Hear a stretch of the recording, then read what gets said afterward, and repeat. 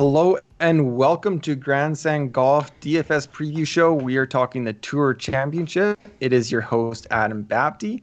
And as always, I'm joined by Craig. Craig, what's going on, man? Not too much. I over the course of the day here, I've gone from being a little bit unenthused about the whole Tour Championship, just because of I really like those deep 130 to 150 person fields. And so for DFS reasons, I just wasn't super excited about it. But once I dove into it a bit more, I have been getting excited about it. It's a different type. It's a little bit more tactical because of these starting scores. But I still think there's really good opportunities to try to find a good ticket. So we'll run through it. Yeah, I mean, we were kind of talking earlier in the day quickly on a phone call, and I was like, I think I might be more excited for the Safeway Open next week just because you have that deep field and you have all these names that the general viewer hasn't heard of, and you kind of get to be a little bit more creative. But yeah, when you start to look at this list a little bit, it really forces you to be creative, and I think that's what's interesting about it. I might not be as heavy in DFS and probably for the outrights as well, just with the starting scores. But with 30 guys coming in with these preset scores, DJ starting at 10, kind of working down to kind of that group at even, let's go through your strategies. What are you thinking for DFS builds? So, well, we'll go through the players because I do think there's players that are both their form is better and worse. Obviously, DJ is someone whose form is about as good as it can get. Maybe him and Rahm are in a similar position. But really, the salaries are outrageous. So typically we see the high end you'll see is about 12,000, and the low end and this is DraftKings pricing. The low end is 6. Yep. But here, because he starts with 10 shots against the bottom of the field, there's just the probability of him winning is so high that this price, which I thought at first was ridiculous, is actually justified. Right. Now, so do you want to kind of go through the columns there a little bit and what that means for as we break down each player? Yeah. So player is pretty complicated. These are the players in this column. Here we go. And then start. So this is what their starting score is. So at the end on the first tee, Dustin Johnson is going to be -10, and then you can see for the most part it follows fairly closely to what they've been priced at. But some of these guys like Rory is only a -3, but he's priced a little bit higher than some guys who are -4.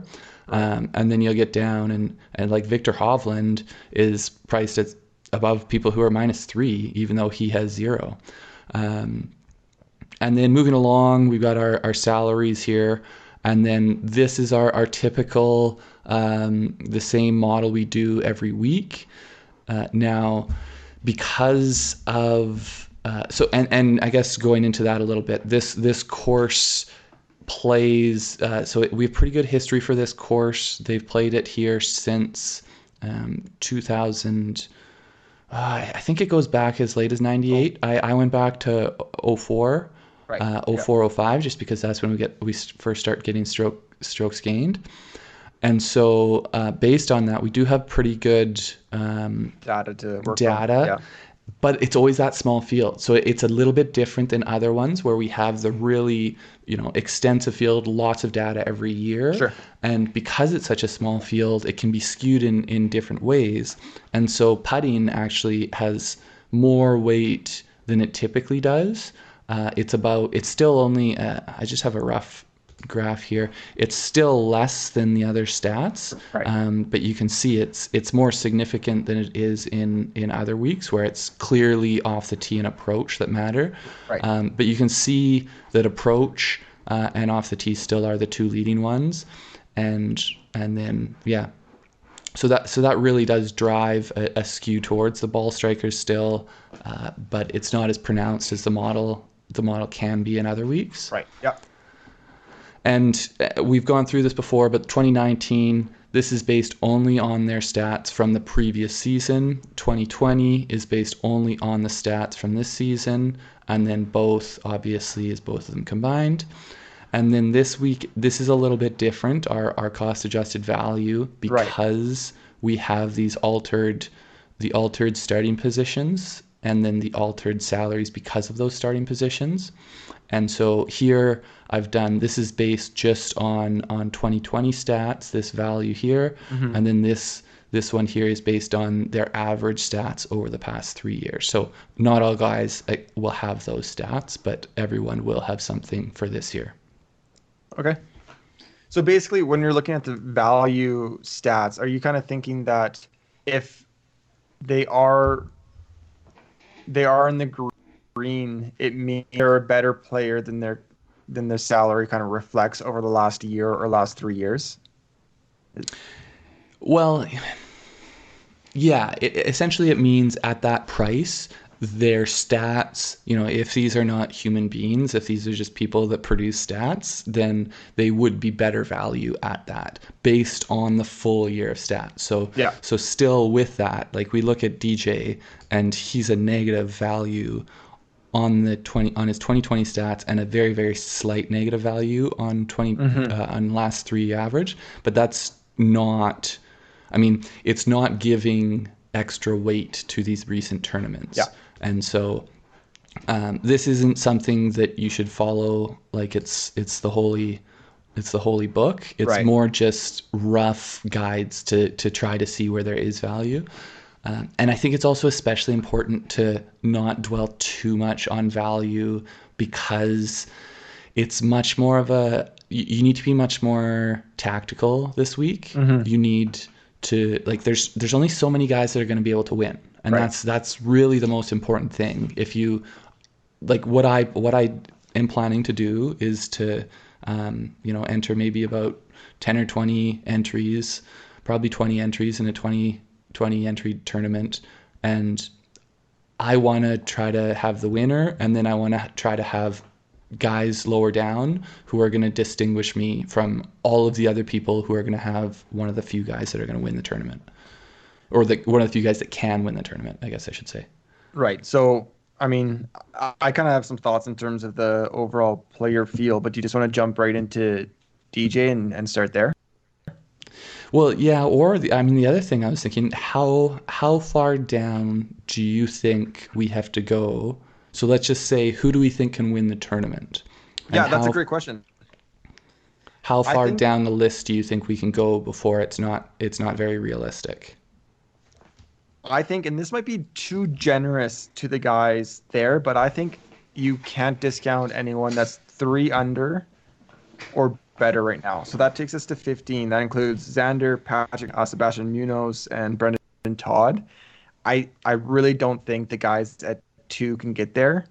But I also, when I'm kind of building this rosters, I also feel like between 11 and 30, so when we're at -3 to even, the three strokes between those, I'm almost treating as kind of a wash. I think those can be made up, especially on a course that plays harder. You get a double bogey here and one guy birdies, and boom, they're back to even. That can happen right away.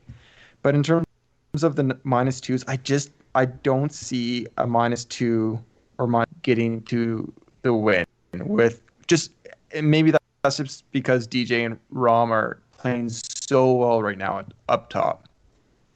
Yeah, so I'm going even tighter. Yeah. I think the overwhelming likelihood is that one of these top four is the winner. And I think Morikawa has an outside shot. I don't know if he, I mean, I think he is as rock solid as any player, but I don't know if he has enough run away from the field potential. And so I likely will have not a ton of exposure to him this week. Hmm. Um, Bryson Bryson is the one guy who I would potentially think may have the potential, but just with his recent form, I don't like it. Like, his high end can get you there, but I just don't see it with his recent form. And so Yeah. I likely, what my plan is, that I'm going to have some DJ tickets, because you can't, you have to have DJ and then you have to go way down based Yeah. on salary. So I'm going to have some DJ tickets, and then I'm going to have some tickets where I try to get, say, two of these three, and then, Two split up two my of tickets the two of the top four, of sorry, right? Two of the Rom, JT, and Webb. yeah, Yeah. yeah, yeah. And then, aside from that, I'll go down the ticket, but I think between those four, I'm hoping that I'll have the winner.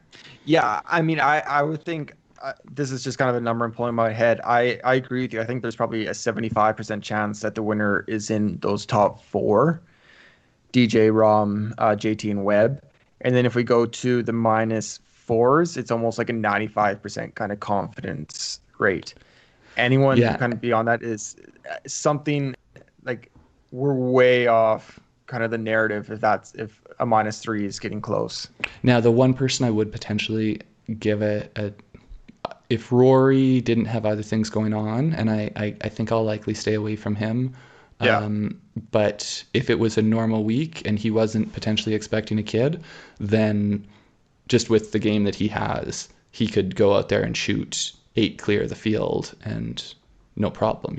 absolutely. Uh, So so we have very different approaches. You're going to max out a 20 max tournament. I'm probably going to throw two or three lineups in kind of a big GBP and see if I can um, pull away from the field somehow. I don't think I don't think I can get Rory in any of those. And I do agree that he's the best, he's the most talented outside of kind of those that top tier that might get overlooked. But it's just you could easily see he's 20-30% owned and then he has to leave. And of course he has to leave. That's way more important than the tour championship, but that might happen. Like that is a possibility. I think the only way realistically that, and there's so little, I don't know if anyone actually knows when they're expecting or anything like that. And I think It's it starts to make fantasy DFS golf become ridiculous. So it's silly to yeah, speculate, but I think that Rory's head's in the right place. If Saturday night he gets the call, he's gonna go be with his family, and that's the right thing for him to do. He's already won two. absolutely. It's He's not, already won two FedEx Cups. He's got no kids yet, I so mean, maybe even if it if he's like was got three or four, if he's getting Philip Rivers' number of kids, then maybe he needs to stay at work. But if you're anyway, yeah, you're leaving, not a question about it. So can you pull up DraftKings actually for a moment? Because I did have a interesting build that I kind of wanted to run through you if we're kind of talking, just looking at the field. If you throw in the minus four guys, so if you go Berger, I English, like Berger. Hideki, who else was around there? I'm trying to find now. And kind of start there. I forget who else I had there. Maybe Xander and Finau. And just You have to go going down the ticket a bit. straight middle of pack, kind of those fours and threes. You have to then go down the ticket for one guy. So then you're looking at like a Horschel, right? Is that yeah, Horschel and down. Yeah. Is that completely crazy to think if I just put one ticket with all those guys that they're not in the top four, but they could kind of get there if there's a small chance they could win, and you just lump them all together? I don't know. So I don't like it, and my reason being that I think because of how skewed the finish position is, with where did where did 30 I lose points things to to here? first and With 30 points going to first, and then it drops down to 18 for second. mm, I think you need to get the winner, and yeah. so that's why what I plan to do is say I end up with 40% of my tickets are DJ, and then the other ones are split up with a mixture of these guys. Yeah. What I'm then going to look for, because as soon as you put DJ in, you I think your average is so about 7,000. Right. So the rest of your lineup has to be from down here. Yeah. So what I will look to do is look for these guys down low that have the chance to move up. So like if they can increase their position from there and I have the winner, then I'm feeling good. And that's where I'll so say I want to put $20 in, I'll put $21 tickets in, and I will have, maybe I'll have two with Horschel and I'll spread out down here, and I'm really going to concentrate with those guys that I think have the best shot to win. So yeah, let's talk. Let's just get into. Let's start talking about DJ. Let's say for our purposes, he has a 20% chance to win. Do you think that's kind of realistic? Would you put it around there? I'd put it higher than that, I think. 20 to 30, let's call it. My problem with, like, yes, he's the most likely person to win. I completely agreed. But if you're looking at 29 guys versus him, it's more likely that one of the other 29 is going to get there. And like you said, when you put DJ, when you plug him into the lineup, you're then looking at 7,000, under 7,000 for the remaining roster you have to build. It's hard to get creative when you do that. I might have one DJ lineup where I try to get a little bit creative and maybe leave a lot of salary on the table and differentiate that way. But I feel like there's going to be, yeah, maybe the winner in a GPP will have DJ and then fill out the roster. But if 40% of the lineups start that way, it's hard to be different. See, I'm not looking to be different. I'm not looking to be a cute snowflake. No, I just so My mom always told me that I'm so special and unique, and I want my lineups that we're all exactly. So the way I look at it, it's not necessarily that DJ is going to win, and this is why I want to diversify throughout these four. I think that it is the potential for, say, JT to beat DJ by 3 strokes this weekend. I'd say that's decent, And the same thing with Rahm beating DJ by 2 and Webb beating him by 4. But once you start to get down, so say Berger, who I really like, and I'm going to try to get into some of my lineups if I can as a second guy. Right. But he would have to not only beat DJ by 6 this weekend, he'd also have to beat Webb by 2 and JT by 3 and Rahm by 4. So it's not so much can they catch DJ, it's can they catch DJ while everyone else is trying to make that move as well. And I just don't see, like, I could see DJ falling off, but I don't see any of these guys who are down lower really just like exploding out from this pack of guys here. Right. But I'd have to think about the numbers a bit more before I would say whether it's 35% or 40% or what how many times that we run this tournament for DJ to win or lose, Yeah.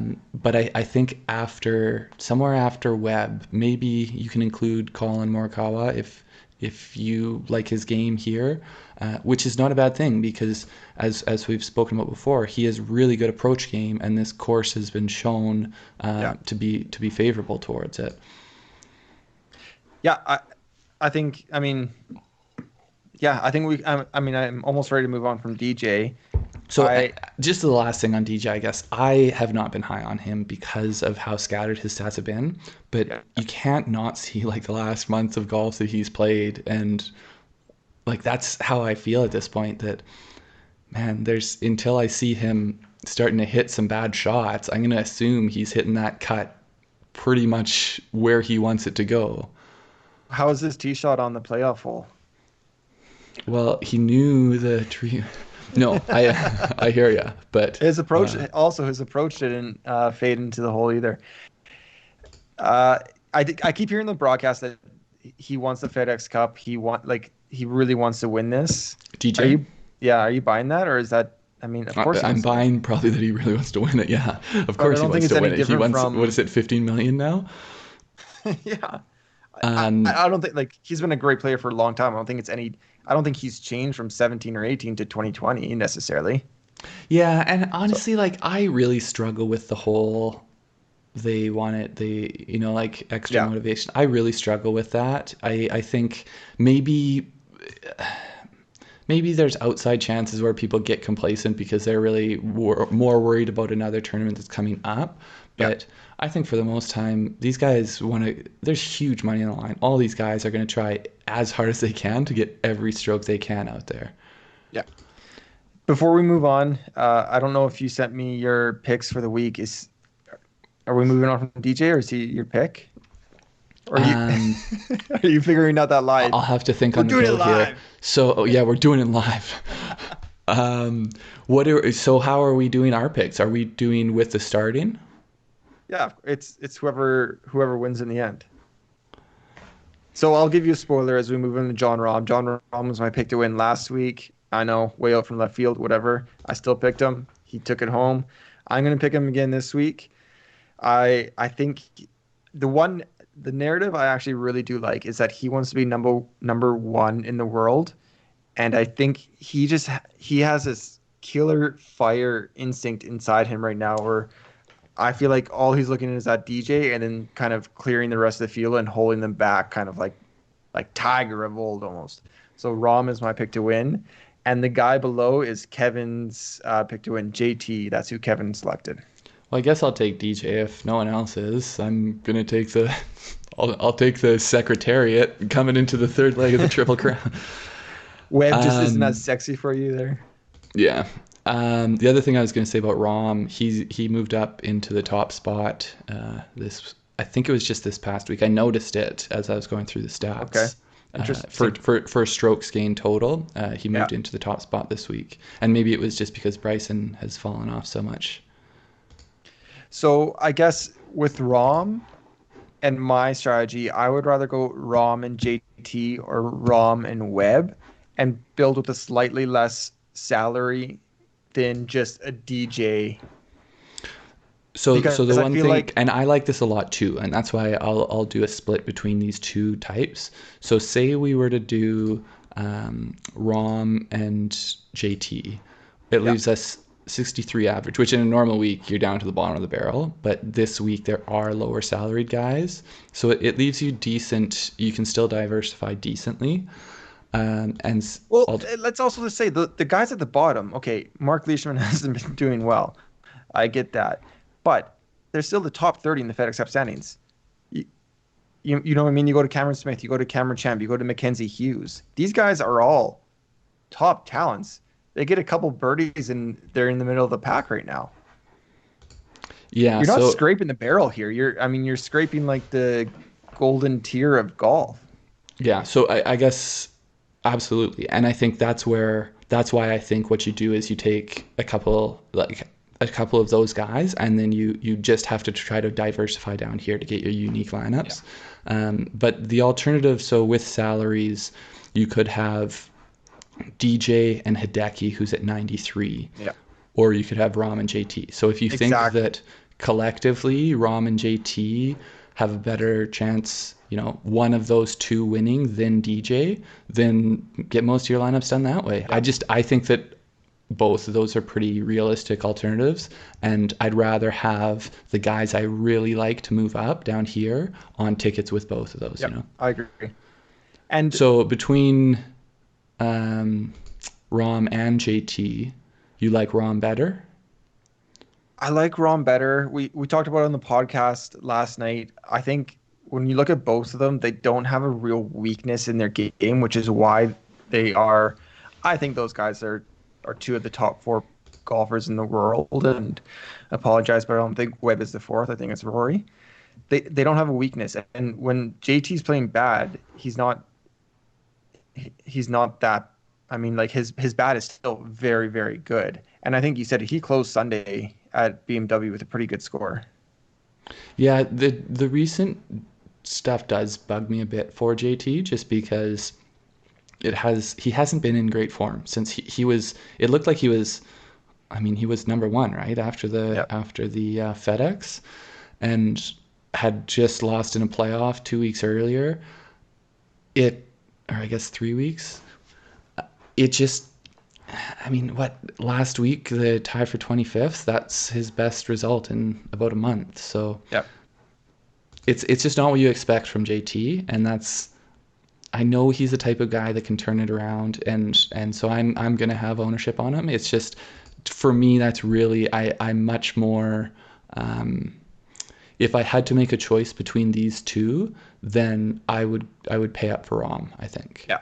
I've based on recent form. I've only built two lineups so far, and JT wasn't in either right now, and that's the thing that scares me most about those two lineups. Not who I picked at the bottom. It's not having JT because I feel like he can flip it on very quickly and look like he's number one in the world easily. Yeah, so and then that takes us down, and these are huge salary jumps too from They Rom are. to Yep. JT, and it just reflects the stroke that you get to start, and then into Webb. You said you likely will not get much Webb. Was that what you were saying or No, no? actually, when I build my first lineup, I went Rom and Webb, and I mean, I'm not going to guess ownership levels here. I think Webb maybe he could go a little bit under owned because he's not as sexy as JT, maybe not even as much as Morikawa, but it's just a clean game he has right now. He is, I mean, you can see right there his stroking stats at Wyndham and Northern Trust. He's looking good, and he's looked good for a while. I I like Webb. Yeah, I don't know. Now, what do you think about the week off? Do you think that has worked to his benefit, getting the rest, not playing a tough course, or do you think that he would have been better off playing, not losing? I mean, it would have been difficult for him to not lose a spot I mean, because I he would have I basically. personally love the week off. I think Rom will be fine. JT will be fine. Hey, maybe Dustin. I mean, he's not as young as these guys. Maybe his back's a little bit stiff. Webb, hey, he just got to rest. He lost one stroke by not hacking it around Olympia Fields for 4 rounds. I don't know. I don't know if it was gameplay or if he truly needed the rest. I don't think he's injured. I'm not like by no means do I think that. I think it's just kind of a savvy move. Well, he's also a Carolina, or a Georgia boy, somewhere around there. Yeah, yeah. But so this is instead of going to Chicago and then going. I mean, the tournament is in Atlanta Hmm. this week, so it's much closer to his home. So it essentially gives him that that week and that break from traveling. Yeah, Because instead of, he would have gone from Boston home and now to Atlanta instead of going Boston, Chicago, Atlanta. right. So yeah, no, I like it. I will end up owning, having some ownership exposure to him, um, and we'll see. Yeah. Morikawa. So yeah, like I was saying earlier, obviously his approach game is well suited. I I think we get are now at the point where it becomes pretty difficult to win, but I don't think it's not impossible. I just think we're starting to get into really, really long odds that Yeah, someone down here is going to beat four of the best golfers in the world by more than a clean start. yeah. You're trying to make up ground on them. But no, his recent form is all right. Um, Not great this past week, and he did miss the cut at Northern Trust, but Hmm. obviously the PGA Championship and the work they win in the playoffs. So he's done well in strong fields. Yeah, I don't like he just seems in this weird kind of forgotten land at 5 under compared to the guys at 4 under, which maybe have history here or it's not kind of their first go at East Lake. Morikawa, I don't know. Yeah, I feel like he's more likely to kind of fall a little bit maybe into a top 10 than he is to kind of jump into the top three, and you're paying for that top five. So I don't feel great about it, but I don't see myself owning him at all. I think likely for me the difficulty will be because I want to have exposure to these guys above him. That price, it becomes difficult to get other guys in around this price range, and I think likely I'll have to drop down lower. And Yeah. so, not because I don't like his game or anything. It's more just where he sits in this pricing structure. It's going to be difficult for me to find ways to get him into my lineup. Yeah. Yeah. See, now when we drop down to Bryson, we're 4 under. We're already six back from DJ, but I feel like I can't. for some reason I can't ignore him, and he hasn't been. I mean, you can see all those reds at the bottom with his recent results, but he I don't know, he and there you go, and there's the green kind of going before it. It's a long course. Bryson can. He's just an electrifying player, and if he turns on his putting a little bit and his approach gets better, maybe I don't know. Maybe it all comes together for him. I like him this week. So I don't.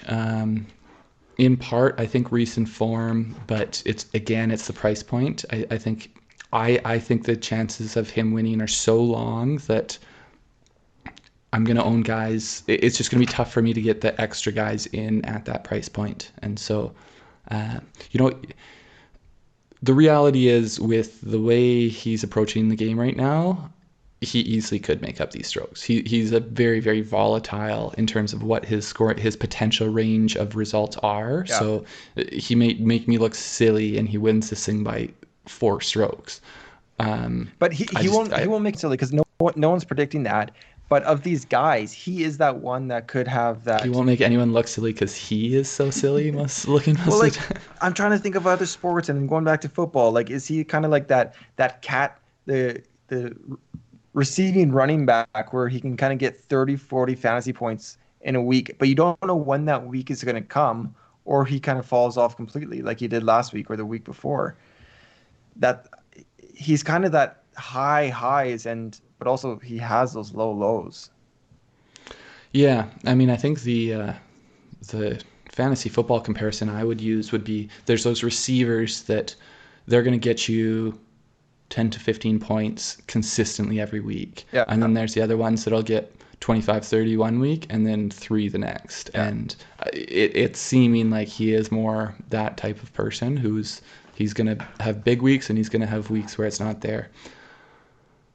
Yeah, so I mean, if I'm building 3, 4 lineups, I'm probably gonna take a like, what's my scenario if Bryson wins? Let me take a flyer. He's my highest priced guy because he has to beat all those other guys, so they're naturally falling back. So you run those scenarios in your head, right? If Bryson's my highest priced guy, that means DJ didn't play well, Rom didn't play well, JT maybe was around even like hovered around T3.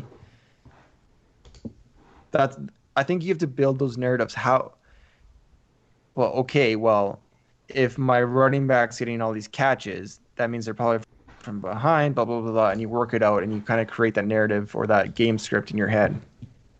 Yeah.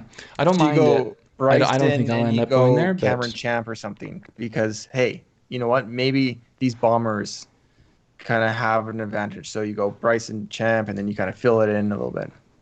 well, if you get Bryson Champ, I think you can have a pretty nice rest of your lineup because Champ's cheap, and so you can fill out your lineup from the rest of these guys who are kind of at the 3 and 4 under to start range.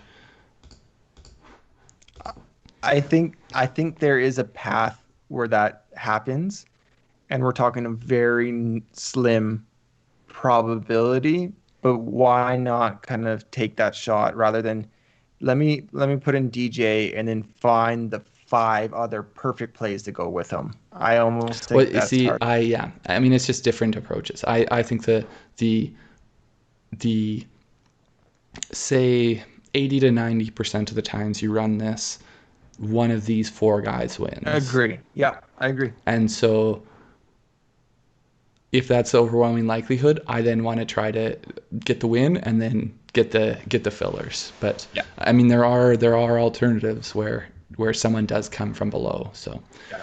it's just that's where when I first was approaching this, I really didn't like.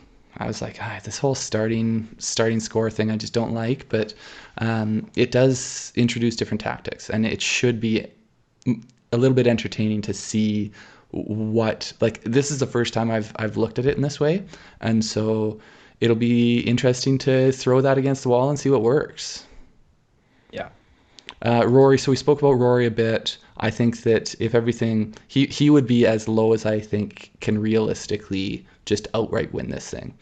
Right. I don't think for other reasons.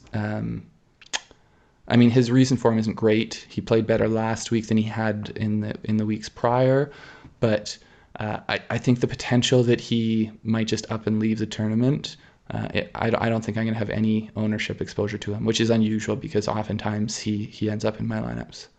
I completely agree, and maybe he goes under owned because of that. But you never know what's gonna happen. You just kind of, if he has, I'll be happy if he wins the tournament. I'll be happy, and Mm-hmm. if I miss out on it, it is what it is. But there's so much else going on.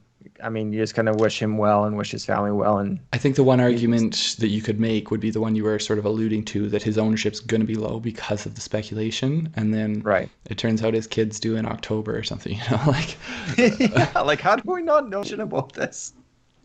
well, because I honestly, I totally respect it. He said basically that he didn't feel like it was necessary to share it, Yeah, and respect. yeah, props to him. Hideki? Yeah, I mean, I think running the model, it seems like a ball striking course. He's a ball striker. Things started clicking for him at BMW Championship.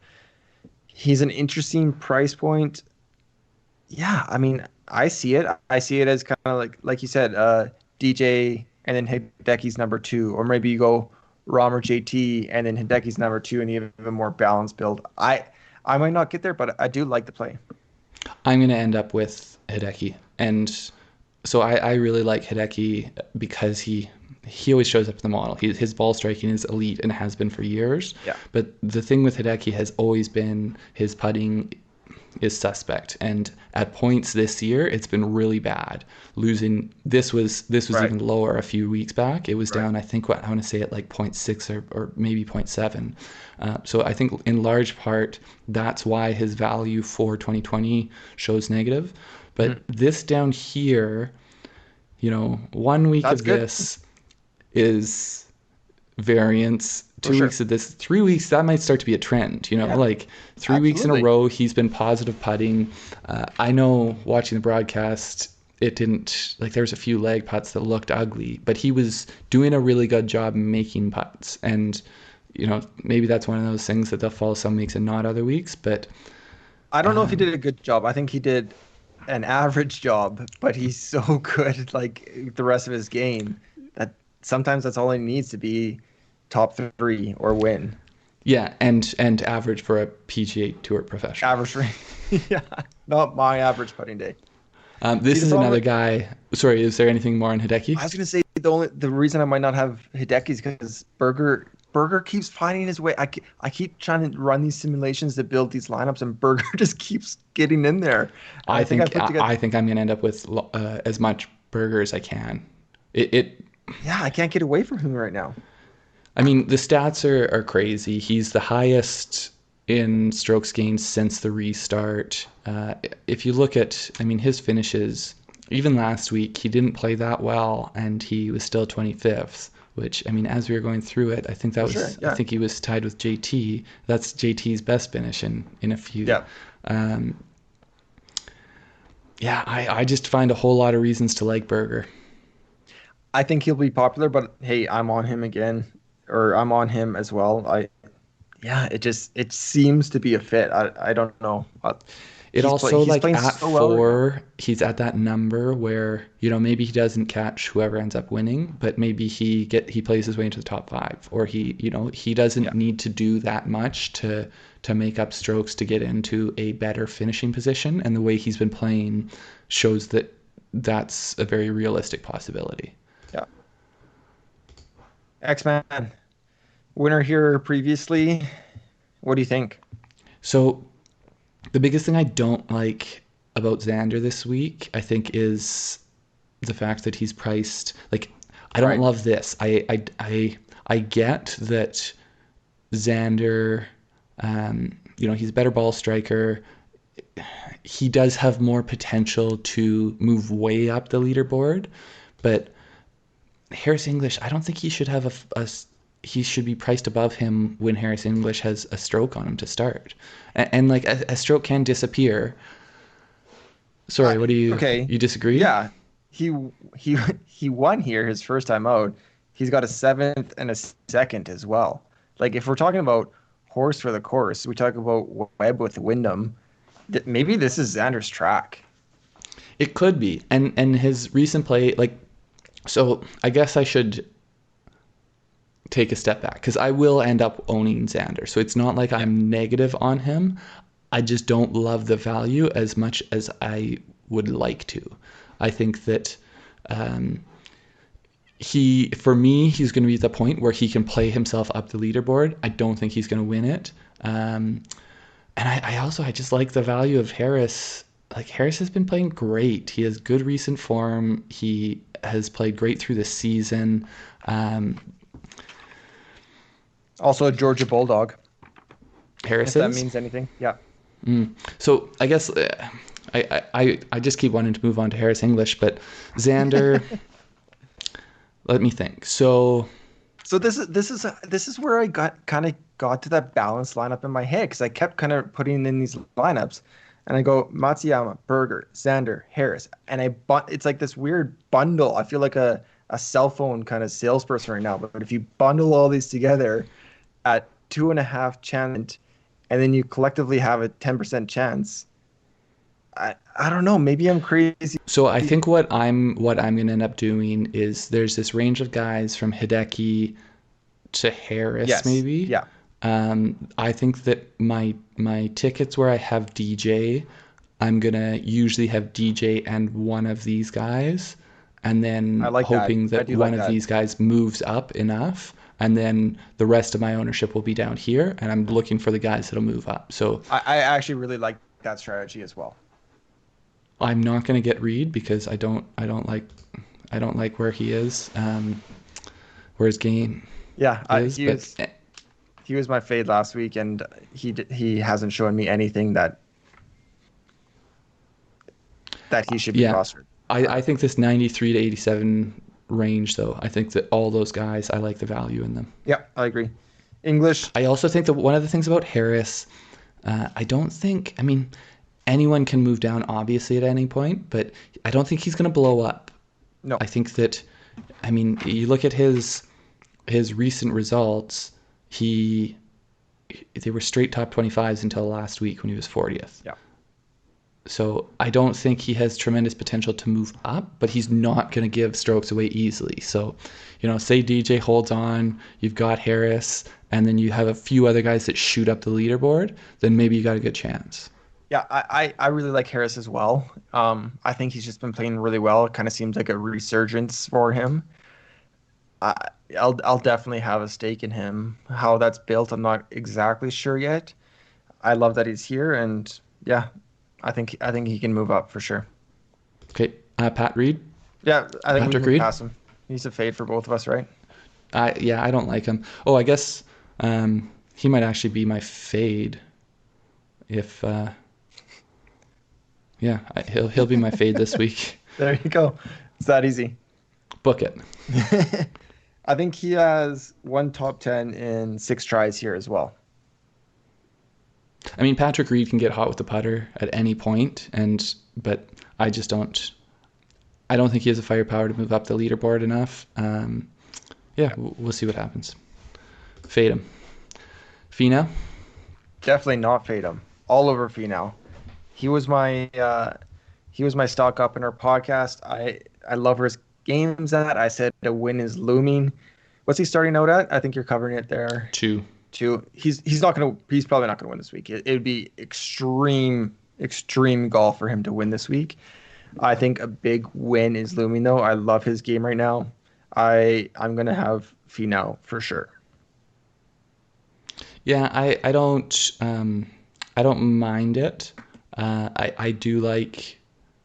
Yeah, I like it. The difficulty is going to be how do I get him into lineups? I think Mhm. maybe he'll be the third guy with some of my, say I get Rom and Webb and Yeah. and then him, and then I have to go down into the lowest range. But Yep. um, I like him. He's played well of recent, besides miscuts, but Yep. he's got a lot of top tens. He's hitting the ball well. Lots of reasons to like him. I like Scottish Scheffler as well. They're both starting at 2 under, right? I think so. Hmm. I mean, we had that 59 a couple weeks ago at Northern Trust. He's just been playing really well. I think also we talked about this on the pod, but I think there's a little about like defense play about getting rookie of the year and holding off Hovland. I think if he can move up into a top five, I mean, a top five would be extraordinary. Even a top 10, he kind of cements that rookie of the year talk. Yeah, I mean, if you look at it, his past five starts are top 25s. He's playing so well. Ball I, striker, I mean, I, yeah, there's no reason why he shouldn't be a fit here. yeah, I think the only reason is that there's only the 30 best golfers, so it's just Yeah, it's more how are the cards going to fall this week, and yeah. um, yeah, no, I'll end up with some ownership of Scotty Scheffler. Brendan Todd. So he'll be the This, lowest. Oh no, we've got Munoz down here. I was going to say he's the lowest guy we have starting at -3, but yeah, he's the second of three Georgia Bulldogs, I believe.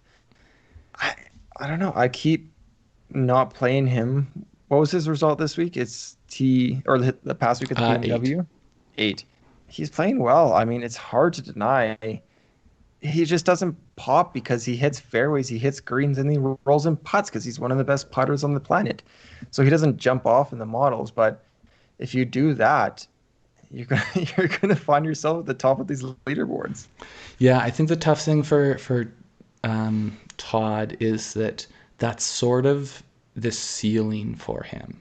In like, he was in contention in a few events earlier after the restart, but I really think because of his ceiling when it comes to ball striking, that when it comes to elite fields, I just don't see him.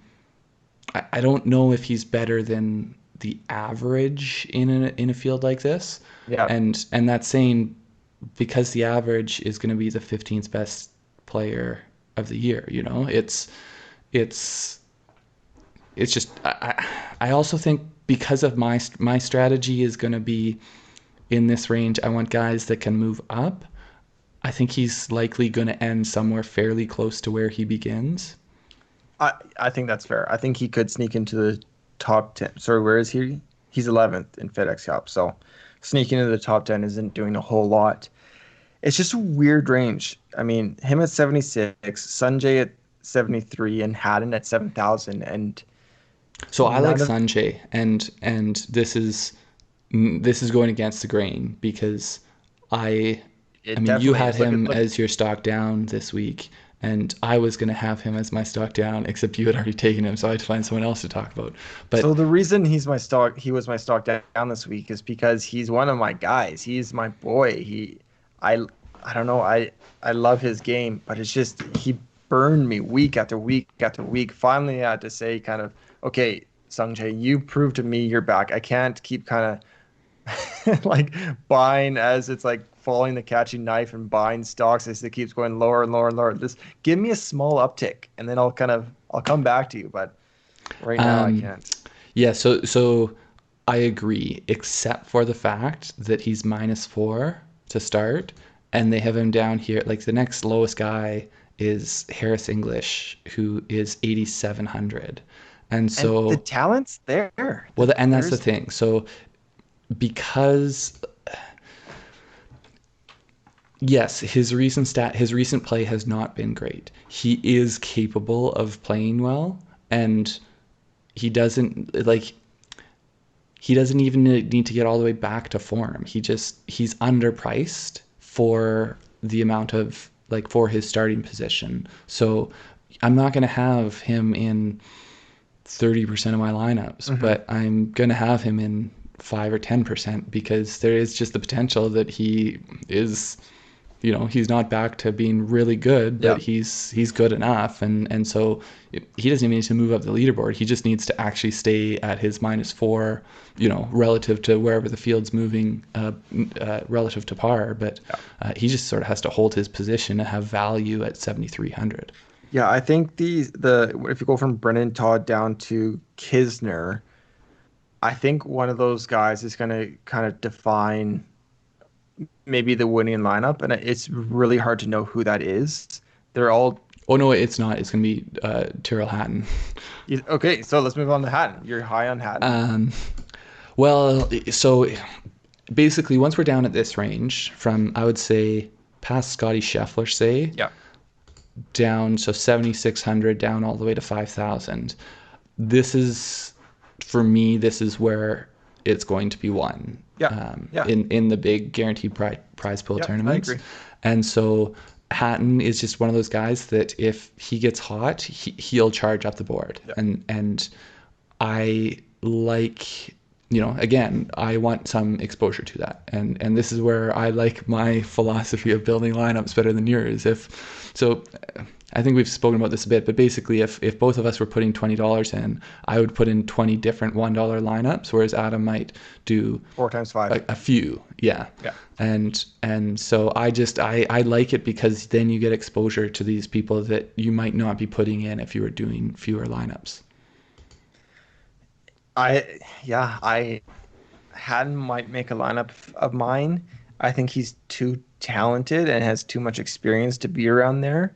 I mean, we saw just a little while back before the WGC how good his kind of ball striking was. Well, I guess that was a lot of putting, but he's an all-world talent. I mean, when you're getting down here and you have to pick between these guys, I'd rather have a guy that has been around, been in these majors, been in these tough tests, has played all over the world. I like that experience for a guy to turn it around a little bit more quicker, possibly. Yeah, and I mean it has been putting, but he should be a good putter based on his stats, Yeah. and his tee to green game has been good this year. So there's reasons to like him as someone who could potentially move up the board. I'm kind of the split between you and Kevin. I feel like you're all data, he's all gut. Haddon's just another guy I like to cheer for, so he might make Yeah, more lineups I than he also love possibly him should. on the broadcast. Yeah, I love the constant banter. yeah. What, like there was no reason that should have gone this way. There's a ridge right there. I don't understand what just. I just love guys like that Yeah. think out loud. It's so much more enjoyable to follow. Yeah. Kisner, what do you think? The last Georgia Bulldog, I think if I did my research correctly, Kisner has been backing into these top tens. He's he's a Georgia boy. I mean, let me take a look. I don't have any East. So you don't have any East Lake history? Yeah. Oh, So sorry. No, I'm working. So I ran out of paper, so I got my like duotang paper here. oh yeah. So there's like all these different grids going around. Yeah, he is a third, a ninth in his last two trips, a 26th and a 28th before that. It's just so hard because it doesn't seem like he's the fit, but his approach has been strong. He doesn't have that length, so it doesn't get you excited about kind of going low and catching these guys. So we've got our most expensive guy who starts at -1 as well. Interesting. Yeah. He and I think that's based largely on recent form. His Yeah. 5 straight top 25s, including 2 top 5s. I don't know if I'm going to get there. I think that, I don't know. I might end up with him in 1 or 2, but I think likely I'll probably stay away because I want to find, I like other value Yeah. down here. I want to get there. I just have to figure out how. I do want to get there in my fourth lineup. I just have to figure out how. Your boy, Victor Hovland. I, I'm trying to create that narrative in my head that he gets a top 5 and takes home Rookie of the Year. But with his recent form, I just don't know if I can get there. I think he's going to be a pass for me this week. Yeah, and I mean I don't mind in terms. So again, this is where the starting position comes into play so much because based on the actual fit for the course, he's better than anyone else below Hatton Right. on the stats this year. Yeah. But because like he's our most expensive guy that starts at even, and so I just don't like the value. His recent form is middling, and so I would rather spend on say a Billy Horschel who has he is potentially more volatile, but he's almost 1,000 cheaper, Yeah. and he does have some high finishes and has some decent play of recent. Yeah. It's hard with a guy like that when we talk about talent because he has that talent. but I don't think I'm going to get there this week. And I'd rather have for $300 cheaper. I'd rather have Yeah, Neiman, Joaquin who Niemann, your guy, your who you boy. get two strokes on. You get two strokes on Hovland as well. Yeah. So yeah, I like Neiman. I think that he's exactly the type of this is the type of person I want to sprinkle in these lineups. He could end up last in this tournament, but he also could end up being the person who moves dramatically up the leaderboard. He's one of the guys you like in no cut, right? Because he is volatile. Yeah. That having 4 days of his birdie making capabilities usually translates well into DraftKings. My hesitation with him is because he dominated, I think, kind of that middle broadcast window on Sunday, that he will be popular. That's my hesitation with him. Yeah, I think that is a very real possibility. But I'll end up with some exposure to him just because I do think he has the potential to move up, and so he's in the price range where I'm going to be looking for people to fill lineups, and he's got that potential to move up. So Yeah. but yeah, ownership could be an issue with him. Yeah. Answer? I mean, answer kind of at the start of the year, middle part of the year. He just doesn't seem to be doing well right now. He's. I feel like he's that wed or that iron player that would do well here, but his form is. I can't get on board with his form. Yeah, I'll potentially end up with him in a bit. He has burned me a bit lately, but I expect his ownership is not going to be as crazy as some of the other guys down here, and I he agree. does have the potential to make scores. So, Do you think Munoz will be I mean, he's -3 and he's there. so Like, do you think Munoz, he'll be I was going to bring up. I think, shoot, I my that accent? Hey, so yeah. So I for would- those watching, the Sebastian Munoz has accents on his names, and so oftentimes when I use these spreadsheets that automatically pull from other spreadsheets and whatnot, I don't get all the names to match up properly. So he does have recent results here, but we just don't have them handy. So Munoz, he's the lowest guy at -3. Craig, you're gonna have to fix that when my boy Rasmus Højgaard comes over and he starts dominating the PGA circuit because I know. he's got a So tricky one. and I did fix it for strokes gained. I just didn't get it for the recent results. But I do know Munoz was tied for 8th last week and 18th the week before. So he has good recent play. He did not have great recent play up until those 2 weeks. Yeah. But he has been playing well. He's too low for his starting position, and he's the kind of guy that has huge volatility, which I love. Yeah. He could shoot up the leaderboard, or he could be the last place person in the tournament. So my hesitation, and maybe this is why kind of answer is kind of becoming a little bit sexier to me, is because I think will be really popular, and Munoz just because he has that 3 strokes down there, and he has kind of done well the last couple of tournaments. I think will be popular as well, which might leave answer as kind of that forgotten man. But his form just isn't there. So I don't know about Munoz this week. So the one thing I was thinking is they're not actually displaying anywhere on here what their starting position is, which is a little bit odd to me. Because I think Munoz. Yeah. I think Munoz would, if people were just casually looking at this and not bothering to go to the other, the FedEx Cup starting positions or our nice handy model, they wouldn't necessarily think that he is at -3. I think most will, but yeah, I think you'll see potentially maybe that 10% that won't kind of take that into account. Yeah, they're picking their stars and then they're just filling out the bottom of their lineup. Yeah. But sorry, And you like Horschel as well? So sorry, you like Answer just because you think Neiman and Munoz are going to attract ownership. That's what you were saying? I like Answer as a pivot play, and because I know the talent is there with his irons, but it's hard for me to get there with his current form. So I don't know if I'll get there, but I do. I like the pivot. Yeah. I like Horschel. So I'm going to end up with lots of these guys around this range. So I'm going to sprinkle ownership, and he'll be included.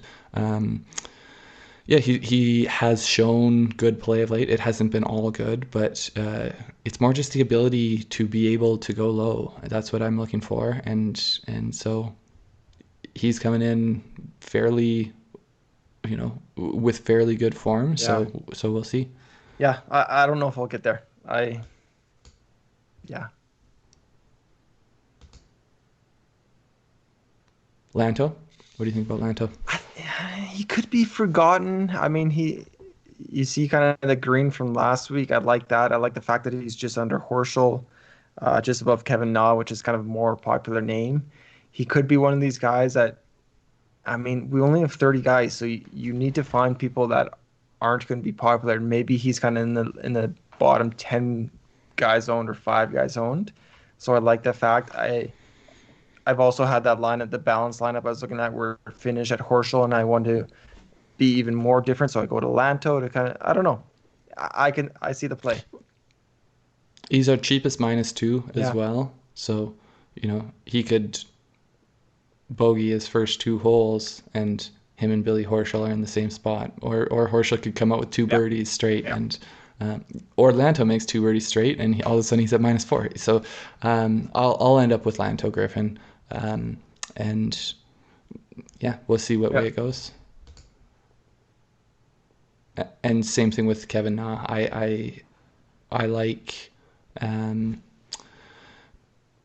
I like that we're just at a range of guys down here where they're volatile and they're not consistent. If they were more consistent with their good play, they would be higher up here, but they do have the ability to go low. Yeah. For some reason, I don't know if I can get to Kevin Na or Palmer just with Champ, Hughes, and Cameron Smith right there. I feel like, and maybe their ownership will be that popular, but I feel like I like those three plays almost up until answer maybe of the guys above them. Like I like them more than Munoz and Horschel and Griffin. Uh, that's that's where I'm leaning. Yeah, so I this is where it depends how much I spread things out, but um, these guys are all showing up as negative value, and so I'm gonna do a little more digging into that. But there's a good chance that I won't end up with any of these bottom four, or Whoa, even bottom really five. Yeah. interesting. It's gonna So be we'll have to see with just as I start to make my lineups, and I have to come into the pricing. But yeah, I mean, Mackenzie Hughes, I would love to get him in some. The argument that could be made for him, I think, is that he sorry, he's playing great golf. he's playing great golf, and he has played great golf at tougher tournaments and better fields, Yep. which it's not like Billy Horschel, his best finishes at the Wyndham when most people weren't playing Yep. there. Um, Mackenzie Hughes, like the Travelers, Memorial, and last week, those are all top tens, and those are all stacked fields Absolutely. this year. Yeah. So, So um, Kevin, her other brother, kind of pointed out he did a 90-1 each way bet for Mackenzie Hughes as kind of low overall 72 without the handicap, the starting scores. I thought it was kind of a funny bet, so I went in on that too. It's a long shot, but hey, why not? He's playing well and to back the only Canadian in the field, right? these are also just ridiculous numbers, these putting numbers. So if he can putt well, I mean, if you can putt well, anything can happen. Yeah. And so a guy like him, it's sort of like being a puncher. You got a Yeah, puncher's he's got his chance. yeah, for sure. Cameron Champ, I think there's a lot going on with him right now. He's been more in the media than probably ever in his life, especially with all the Black Lives Matter and everything like that. I love how strong he is off the tee. Typically, well, I mean, even when he's been poor, he's been kind of positive off the tee. I think he's one of these guys that I think he is volatile. He has a good win. Maybe there's less pressure and he can kind of swing freely. I like GPP play. That's why I like it. That's probably the only way I like it. He's my sleeper of the week, and it's only for DFS, not for outright betting. But I like his talent at this salary, I guess. Yeah,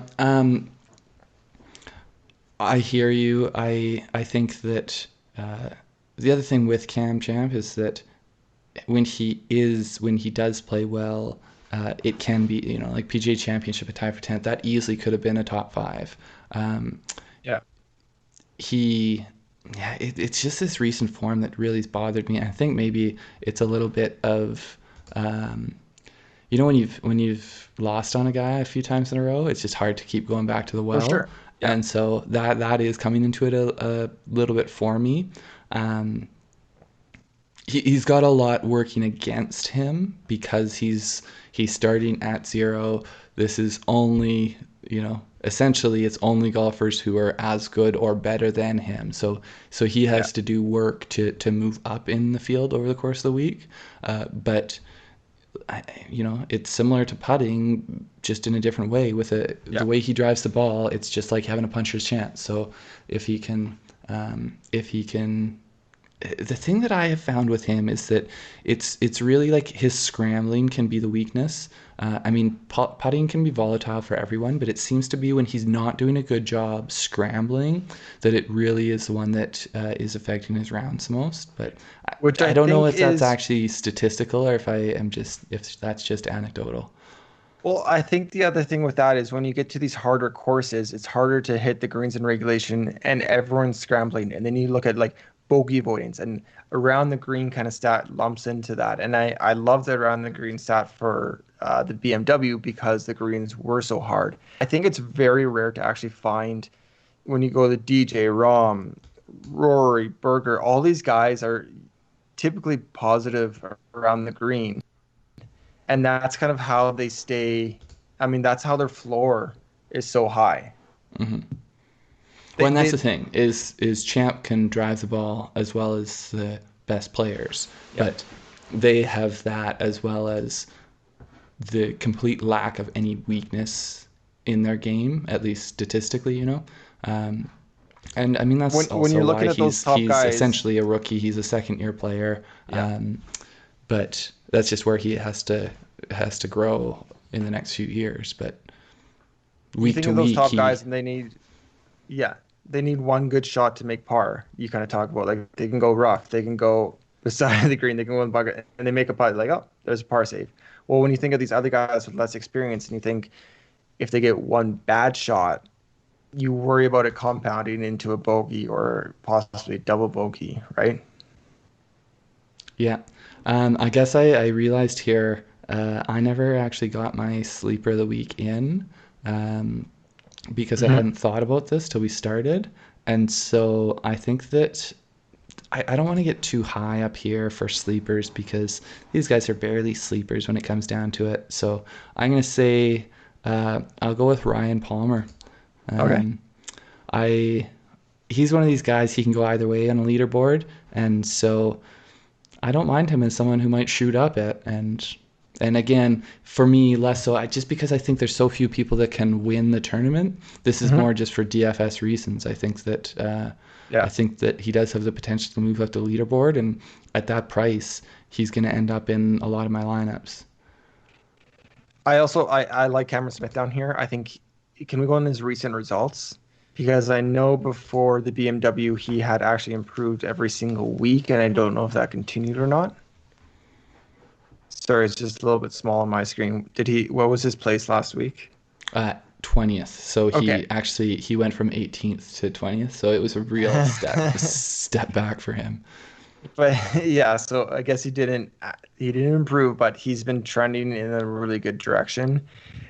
I think he's a talented guy that when you're in this range, if they can get top 15, I think you're happy, right? Rostering these guys. And Oh I think yeah, that's yeah. I think that's something that is definitely achievable for him. Well, and also like these other tournaments, like Memorial, that's a tough cut to make. PGA Championship, tough cut Yep. to make. Northern Trust, tough cut to make. The BMW and the FedEx were no cut tournaments, but just the fact that he made the cut across all of those, he's playing pretty good golf. So if you're making 20 lineups and Leishman was so far removed from the rest of the pack at the BMW. Do you sprinkle one with Leishman? Just like, So I hey, was actually thinking about this because of how ridiculously low owned. I mean, he was, what was he, 30 over this past week? Is that where he ended I up? don't know. I think he was 30 over. Uh, but he also, like, he's the type of guy that there's no reason for him to be playing that bad. And I guess I'll have to look into it a bit more. I haven't had him in lineups in a while, so I haven't paid close enough attention to him. Fortunately, last week I didn't have him in lineups, but um, This is I why feel I'm on like the Pritchard papers ownership because is going to I, be so low on him that just as a differentiator, I might end up with it. hey, he shot 73 on Sunday. So yeah, he finished 30 over, but he got better. Yeah, and that's, I mean, that's almost like, that's about average for the field that day. I don't know. It's kind of it's crazy the fact that he was 30 over, but it's I mean he's still like how long he's been around. It's still Mark Leishman. He's what's his I forget where he's at in official world golf ranking, but he's a top player. I mean, he's always around. Yeah, and that's where I say I'll have to do a little bit more digging into it because I haven't paid that much attention to him in the last few weeks, and so Yeah, I'm gonna look a little bit closer to see whether, is he making really big numbers and then playing decent golf, or is he like he's making bad scores throughout all of his rounds, throughout all of his right. nines. And Should is there we? any sort of pattern to it? Like, Yeah, I mean, his putting, this, you're essentially losing 10 strokes to the field when you get that kind of putting number. But then him the and question is, what happens to the other 15 strokes that he lost to the field last week? yeah. I mean, at least Corey Connors, he might have putted that bad, but at least he was positive ball striking. Yeah. Okay, should we recap our picks? Yeah, let me make sure I got mine in. What did I say? DJ The DJ Palmer was your sleeper, and who's your and fade? fading Reed. Where did you have your sleeper? What was Kevin's sleeper? So Kevin is JT to win. His sleeper, and I Hmm. told him he could get away with this. Maybe I shouldn't have, but his sleeper is Tony Finau. I mean, middle. That's pretty. We'll call it a sleeper to win the tournament. And Yeah, we'll make fun of him on the pod after. And his fade was Harris English, who actually both you and I think, are positive on this week. My okay, my pick. so I have DJ. I'm fading Patrick Reed, and I am taking Palmer. Yep. So I got Rom for back-to-back weeks. He's my pick to win. Sleeper, I'm going Cameron Champ as a DFS play to move up. I would love to see a top 20, top 15 from where he is. And my fade is Sung J Im just because he's burned me for so many weeks in a row. I want him to. I understand the contrarian play, but I want him to prove something to me. You just think that once he realizes you faded him, that he's really going to be motivated to turn Yeah, it around. I know he's a big listener. I like it. I also like it because I want him to turn it around. And so if you pick him as a fade, it'll be all the sweeter when he does well Yeah. this week. Oh, that would be bitter. All right. Okay, should we wrap her up? Yeah, thanks everyone for joining us in the grandstands. You can check out the model that Craig and I went through yourselves and kind of click through everything and sort it how you want to sort it at grandstandgolf.com. Make sure to follow us on Twitter at grandstandgolf. Please like, subscribe, rate our content, our podcast. We'll throw this up on YouTube later. Follow us on Twitter. Craig, where can they find you? You can find me at Grandstand Craig, and I think we will. I guess there's no cut this week, so I don't know whether we'll be doing a cut sweat show. Probably not. We might do something creative. We'll do something well, it's a Monday finish, so maybe, well, we'll figure it out. Anyways, follow us Yeah, on maybe we'll Twitter do at something on Grandstand Monday. Golf, and we'll tweet something out. You can follow me at Adam Bapty, and yeah, thank you for joining us. And Good luck this week, and yeah, let's go cheer hard for Rory to have his kid before the weekend, and then maybe we can get him into some lineups. yeah, there you go. All right, see you, everybody. All right, take care.